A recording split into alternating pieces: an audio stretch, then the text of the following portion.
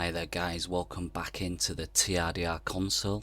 In this video we are going to be looking at the OBC feature, which is the order book changes. A really good feature of the TRDR console that if used in confluence with other edge, the top levels, your overlays can give a massive edge in the markets. And what we've just seen recently is I've seen a little bit of confusion in the socials, the Telegram and Discord, of maybe how to use this feature, a little bit of misinterpretation maybe. Okay, so what we're going to do is we're going to jump in and go over some of the basics and point out how it can actually be used on a day-to-day and higher time frame basis. All right, so let's jump into the console now.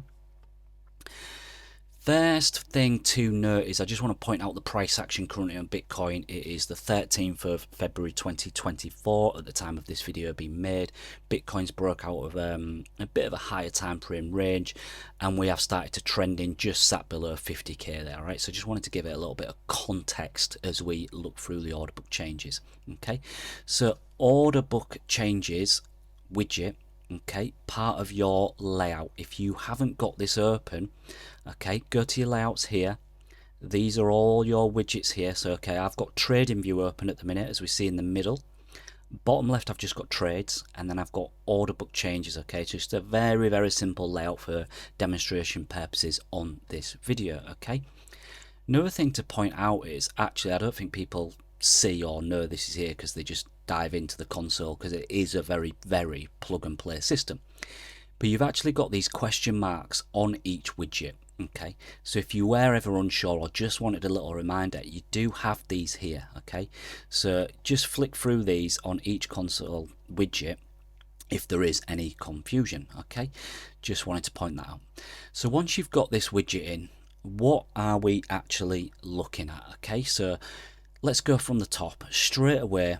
At the top of the widget, you've always got your ask or your offers or your supply, your sells. Okay, different abbreviations obviously. At the bottom you generally always have your bid. I said generally, the only reason I just want to point this out quickly is TUSD market is currently trading at a premium. It's a little bit higher at the minute, 51k I believe TUSD at the minute. So depending on volatility, if you're looking at a TUSD market, it might deviate and throw data out a little bit if you do flick onto that. Okay, so just here at the minute though, we are looking at BTC USDT on the Binance spot pair. Okay, this widget works for all the alts. Okay, so Ethereum, all the altcoins and the like. Okay, and obviously other exchanges, so you could flick onto Coinbase Pro here, Binance Perps, Bitstamp, Bitfinex, all of the others. For this video though, we're just going to stick to Binance Spot. It's one of the biggest markets still.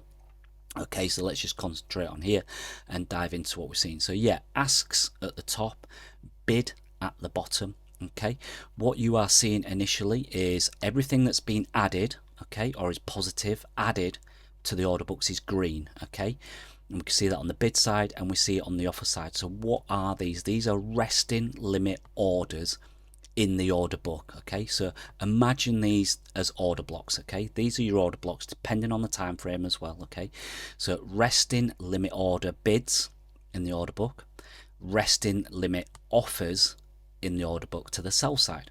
Okay, in the red we see subtracted. Okay, so that is either on the offer side and the bid side, that is either a filled order or it's a pulled order.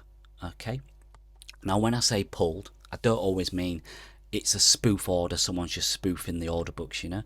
Maybe you've got a trending market like this and someone basically wants, you know, like you've seen here. Okay, so that I believe that one was a pulled order there. You'd have seen that in the market at the time at 48k. Well, price actions moving up, trending, maybe they just wanted to fill a lot higher, you know. And the same with the bid side, if price is moving down, maybe someone wants to fill a little bit as price comes down, then they'll pull a bit of the order, move it down, and they get to fill a little bit lower. Okay, so not always spoofing, just moved orders or filled. If it is filled, generally what you're going to see is it will be in the trades panel here, depending on the size, and these sizes get grouped obviously. Okay, so but if you've got a really big order, you will see it fill here. Okay, you can see some cells filling there at 50.142 at the moment. Okay, so that is your bid and ask, added orders, subtracted orders. Okay, what we then see is what you can just notice here, say on the offer side there, between 50.5 and 50.7 is you get these little gaps.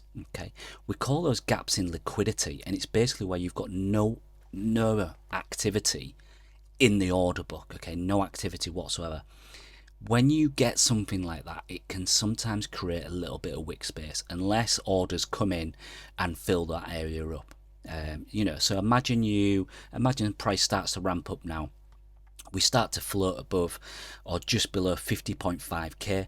Well, maybe then people start to drop orders in and sell orders in that zone. You know, similarly over 51, between 51 and 51.3, no activity in the order book whatsoever. Well, maybe people come in as price rises and start to sell into that area. Okay, so just something to keep an eye on. Okay, so order blocks, okay, because these are resting limit orders in the book. They are there, they're sat there waiting to get filled. All right, and then you've got these gaps of liquidity. Okay, so we'll dive into that in a little bit more detail in a second. Okay, what else have we got? Okay, so we're always considering the delta as well when we look at order book changes. If we just toggle this on a second, okay, you can, I'm just on a 12-hour at the minute just for demonstration purposes at the minute.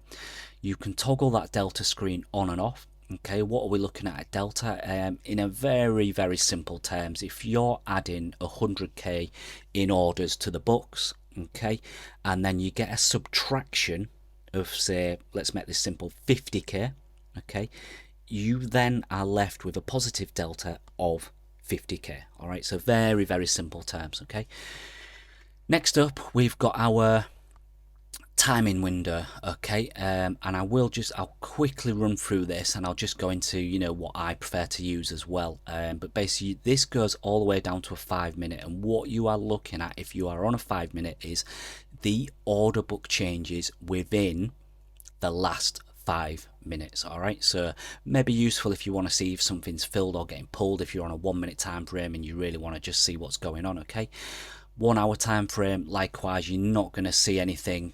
You know, it's all pretty close to the price action, to be honest, as we can see here. Price currently 50.145. You know, you've got main offers going up to 50.4 and then bid going down to 49.9 there. Okay, the one I prefer to use is actually just 3 of them really. A 12-hour is pretty good, okay, but a 1 day is also good. 1 day and 2 day. I do like the 2 day for those bigger order blocks. You know, if you're looking at like a 4-hour chart, a 4-hour trending chart, or a 4-hour ranging chart, a 2 day is very good to have a look and say, okay, for instance, if we move down, where do we need to fill? What are the largest order blocks we need to go and fill? And then what we do is we wait for a reaction in those areas. Okay, it's not a case of, oh yeah, look, I'm seeing 49.9, there's a load of orders there, well, I'm going to start placing my limit orders, right? You know, simply put, if you've got more selling than bid, then you're going to drop through there. All right, so just something to be aware of. But yeah, 2 day is very, very nice to look at. 4 day is obviously very much higher time frame. Okay, so if you do get some real good spikes up in the trend or drops in the trend, mean reversions, you can look at a 4 day. At the minute, we can see that over 51k, we've got a slight liquidity gap between 51 and 51.2. all right, and then likewise 51 to 51.5, that can create wick space. All right, downside, we have been moving up quite nicely, so I suspect the yeah, if we've got gaps, it'll be a lot. Yeah, it is. It's quite a lot further down. Okay, so you've got order blocks to the downside here, running all the way down to 47.2. Okay, and these were probably filled a few days ago or whatever. You know, bids down at this kind of zone, in this 47 zone, and then, you know, if you did go and fill, if there was some real violence in the market, for instance, and you did really thrash down, you filled all this area, then you've got a bit of a liquidity gap there from 47 to 46.7. Okay, so that can create a little bit of wick space. All right. Another thing to look at is if you really just want to zoom in and have a look at timings of these orders, okay, you can put the sticky on. All right, so you've got your sticky here. Okay, and you can really zoom in and see the timings of these orders and when the bulk of these orders is being added. And it's similar for the downside as well. Okay, so you can really click on these and get a bit more familiar with the timing of, okay, when was that added, when was it subtracted, and the like. Okay, what you can also do is click it and just click stick to the highest bid. All right, okay, and that's explained again just in here. Okay, enable sticky mode to ensure that the best bid ask is selected automatically at all times. Okay, so how do we look at this? Very trending market at the minute. Okay, I'm just on a 1 day. What a lot of people do is they will look at this and look for these order blocks to fill and possibly look for a reaction in those areas. And obviously it's best used in confluence with your OBD and your top levels. More often than not, if you've got a really large bulk of orders in here, it's going to show up as your top level anyway. Okay, so it seems like we've got one to the offside there at 52 that was placed yesterday. Okay, and you can see, yeah, exactly, you can see it's one of the biggest in there at the minute. Okay, yeah, or placed in there like kind of like at 4 o'clock time yesterday. Okay, so you're going to see those large orders depending on your top level settings in here anyway. All right, as your top levels. But what do we do? So say you're expecting another spike up here, another high, and we're on the 2 day. I like that for day trading, and you're seeing you've got a bit of a liquidity gap, so you've got order blocks going up to 51. Okay, it's not that far away here now. Okay, it's only just in this region, but then you've got a bit of a liquidity gap from 51 to 51.3. Okay, as price rotates up, if price rotates up, okay, I would be looking at that zone for a bit of wick space. I'd be looking at price to come into here and possibly wick this area, and then you might just get a little spike down again. Okay, if the market doesn't then bid it back up, that could be a rotation point. Okay, mean reversion rotation point back down, especially if used in confluence with your OBD and there's a lot of supply there and a top level defending the area just above. Same to the downside. We can see a few small top levels here, but same to the downside. If I was looking at this today, again, current price 50,195. If I was looking for a rotation down, initially I'd probably look for this area here, 49.5 to 49.3. Okay, and again, it's not that far away, it's only down here. You could come down, wick that zone, and then float back up and go wick this zone. Okay, so very trending market at the minute. Not sure you're going to get either of those, especially not in the next 12 hours or so, maybe. We are in the European session at the minute. So I would say the London session, European session, a little bit calm as we see here. Not enough volume really to really push the market around too much. The volume kick tends to come in the US session, so maybe just wait for those and then see if you get any of these areas filled. Okay, but what we can do is, and I've seen some guys in the socials do this, a couple of things really. You can either draw, so say you want to, you're thinking, okay, 49.5, I want to come down there and test that area. You've got a top level there anyway, okay, but you could just draw yourself a little block. Draw yourself a little block. If you haven't got room on your layout for this widget, for instance, come and check it. Maybe you've got a multi-chart open, okay, and you just want to draw these blocks on. Okay, so then you could just come in here and go, okay, OBC gap, okay, and you could put 2 day. Okay, I've seen guys do this on the socials. Okay, for instance, do whatever you want for it. Okay, and you could do that to the top side as well and just color it in red, something like that. Okay, so you might want to put 50,600 to 50,008. Okay, OBC gap top side. All right. You can as well, if you're unfamiliar with this, you could just do that with a line as well. Okay, maybe this top level that we've just seen here fails and is not enough, we don't create enough demand there to go and fill it anyway. So again, just even if you just drop a line in for yourself and just call it OBC gap, for instance, OBC gap, edit that, OBC gap, okay, that. All right, and then maybe if you're looking at higher time frames, you're looking at a 4 day, for instance. Maybe your main order blocks, I mean, you have got a lot of order blocks here. I would say there's no particular edge in looking at this way in the minute, but you could say maybe your order block finishes at 47.2 to 47, then you've got that liquidity gap there again. Okay, so you could come down here, and it's quite a way off, obviously, so I don't know if obviously you're going to get this in one clip in the next 24 hours or anything, but you could just say order block or OBC block. Okay, and then what you want to do is, when we hit these zones, okay, just wait for confluence with other features. Okay, do you have bid in that zone from your OBD? We can see at the minute there's no particular bid in the market. This is just an all aggregated depth here. There's no real bid in the market, but if you come down to that area and you want to bid that zone, okay, just watch what happens. Okay, none of these are particularly to say yes, you need to bid in that zone. It's more a case of, and especially when you're day trading and stuff, it's more a case of watching it and then watch for a reaction in these zones. Okay, do we go below 47 and get a big wick space? Yep, okay, I was looking for that. I was looking for wick space down here. Maybe that's a gap down here, for instance. I was looking for that wick space, and now bid is coming in the overlays. There's top levels coming in. Okay, and okay, yeah, volume divs, I need to look to bid this up because all the liquidity to this downside's been taken. Bit of a gap there, and maybe we rotate back up.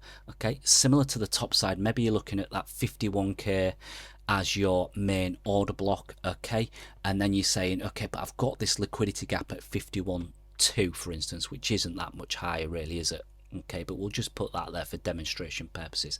Okay, so maybe you float up here.